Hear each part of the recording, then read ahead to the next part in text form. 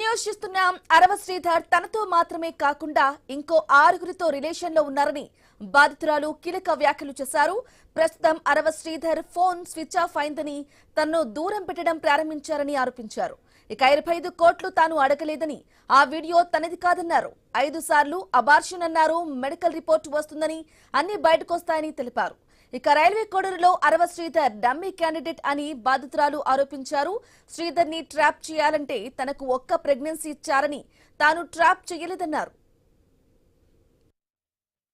తను అసెంబ్లీకి వెళ్ళిన ప్రతిసారి నాకు వీడియో కాల్ చేసేవాడు. ఒక్క వీడియో కాదు రిలీజ్ అయింది, 3 వీడియోస్ రిలీజ్ అయ్యాయి. సో ప్రతిరోజు చేసేవాడు అసెంబ్లీ నుంచి, వాళ్ళని చూపించడానికి వీళ్ళని చూపించడానికి, లంచ్ ది ఇట్లా ఉంటది అది ఇది అనేసి. సంజీవని హాస్పిటల్ నుంచి నేను టాబ్లెట్స్ తీసుకోవడం జరిగింది విత్ డాక్టర్ కన్సల్టేషన్. స్కాన్ తీసిన తర్వాతనే నేను టాబ్లెట్స్ తీసుకోవడం జరిగింది సంజీవని హాస్పిటల్ నుంచి. నాకు హాస్పిటల్లో అబార్షన్ జరగలేదు. It's a very early thing, early stage of pregnancy అనమాట. సో అబార్షన్ కాదు, aborted. I got aborted through tablets. మంచిగా లేదండి రిలేషన్. అతను ఒకనొక టైంలో 1 year తర్వాత నాకు తెలిసిన విషయం ఏంటంటే, అతను నాతో మాత్రమే కాదు ఇంకొక 6 మంది అమ్మాయిలతో మాట్లాడుతున్నాడు. పెళ్లి అన్నాడు. పెళ్లి చేసుకుంటే వెల్ అండ్ గుడ్ అనుకున్నాను.